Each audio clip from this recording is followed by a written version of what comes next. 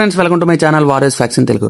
Friends, ఈ మధ్యకాలంలో YouTube లో చూసుకుంటే బెట్టింగ్ యాప్స్ చేసే వాళ్ళకి అరెస్టులు అయితే చేస్తున్నారు. చిన్నవాళ్ళ నుంచి పెద్దవాళ్ళ సెలబ్రిటీల వరకు కూడా అరెస్టులు అయితే జరుగుతున్నాయి. ఎక్కడ ఉన్నాడో తెలియదు కానీ అన్వేష్ బ్రో, నీకు మాత్రం హ్యాండ్స్ అప్ చెప్పుకోవాలి. మొత్తం ఇండియన్ మొత్తం క్లీన్ చేసి పారేస్తున్నావు నీ వీడియోలతో.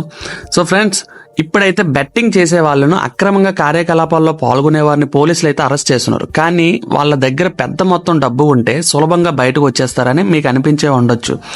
సో దానికోసమైతే ఇప్పుడైతే తెలుసుకుందాం. ఇది మన న్యాయ వ్యవస్థలో లూప్ హోల్స్ వల్ల జరుగుతుంది. పెద్ద మొత్తంలో డబ్బు ఉన్న వాళ్ళు మంచి న్యాయవాదులను పెట్టుకోవడం, బెయిల్ కోసం అప్పీల్ చేయడం, కాంట్రాక్ట్లు ఉపయోగించడం లాంటివి చేసుకుంటూ ఉంటారు. ఈ కారణంగా చాలా మంది నేరస్తులు త్వరగా బయటకు వచ్చేస్తుంటారు. అయితే ప్రతిసారి ఇదే జరుగుతుందా అంటే కాదు. కొన్ని సందర్భాల్లో కఠినమైన చట్టాలు, స్ట్రిక్ట్ కేసులు ఉండటం వల్ల వాళ్ళు బయటకు రాలేరు.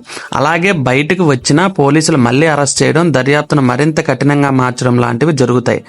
ఈ సమస్యకు పరిష్కారం అంటే కఠినమైన చట్టాలు, అవినీతిని నియంత్రించడం, న్యాయ వ్యవస్థను మరింత బలంగా మార్చడం అవసరం.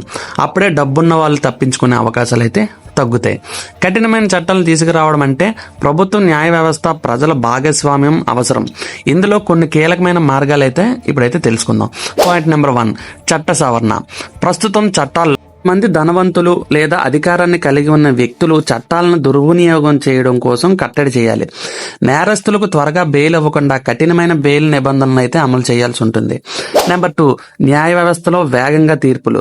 కేసులు తేలేందుకు సంవత్సరాలు పట్టకుండా వేగంగా విచారణ జరిగే ప్రత్యేక న్యాయస్థానాలు అయితే ఏర్పాటు చేయాలి.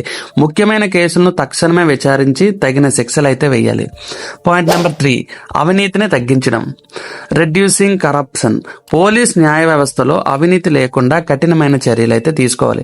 లంచం తీసుకున్న అధికారులను కఠినంగా శిక్షించే విధంగా కొత్త చట్టాలను అయితే తీసుకురావాలి. ప్రజలు అవినీతిని నివేదించేందుకు హెల్ప్ లైన్లు, పోర్టళ్లు ఉండాలి.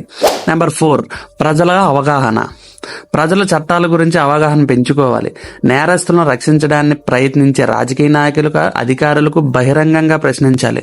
సోషల్ మీడియాలో అవినీతి, అక్రమాలకు వ్యతిరేకంగా ప్రజలు ప్రెజర్ క్రియేట్ చేయాలి. నెంబర్ 5, కఠినమైన శిక్షలు. పెద్ద నేరాలకు తక్కువ శిక్షలు ఉంటే అవి పెంచాలి. ట్యాక్స్ కట్టకపోవడం, బెట్టింగ్ లాంటి అక్రమాలకు సంపాదన స్వాధీనం చేసుకోవడం వంటి చర్యలు తీసుకోవాలి. దేశాన్ని మోసం చేసే పెద్ద నేరస్తులకు జీవిత ఖైదు లేదా మరింత కఠినమైన శిక్షలు అమలు చేయాలి. మరి నిర్వహణ ఎలా? ప్రభుత్వం కొత్త చట్టాలు చేయాలి. కోర్టులు ఈ చట్టాలను సరైన విధంగా అమలు చేయాలి. ప్రజలు న్యాయ వ్యవస్థకు నమ్మాలి. అవినీతిని సహించకూడదు. ఇలా చేస్తే కేవలం డబ్బున్న వాళ్ళు మాత్రం ఎలా చేసినా సరే కూడా తప్పించుకోలేరు. సో ఫ్రెండ్స్, ఇది వీడియో నచ్చితే ఖచ్చితంగా లైక్ చేయండి. ఇన్ఫర్మేషన్ అయితే నచ్చితే. సో మీరైతే ఒక రిక్వెస్ట్, ఎవరు బెట్టింగ్ యాప్స్ జోలికైతే వెళ్ళొద్దు. సో చాలా మంది లాస్ అయ్యి సూసైడ్స్ అయితే చేసుకుంటున్నారు. సో కొంచెం జాగ్రత్తగా అయితే ఉండండి. మనకి ఈడు చెప్పాడు, ఆడు చెప్పాడు అని చెప్పేసి మీకు డబ్బులు వస్తాయని చెప్పేసి ఫ్రీ మనీకి అయితే అలవాటు పడద్దు. ఓకే ఫ్రెండ్స్, వీడియో నచ్చితే ఖచ్చితంగా సబ్స్క్రైబ్ అయితే చేసుకోండి. Thank you.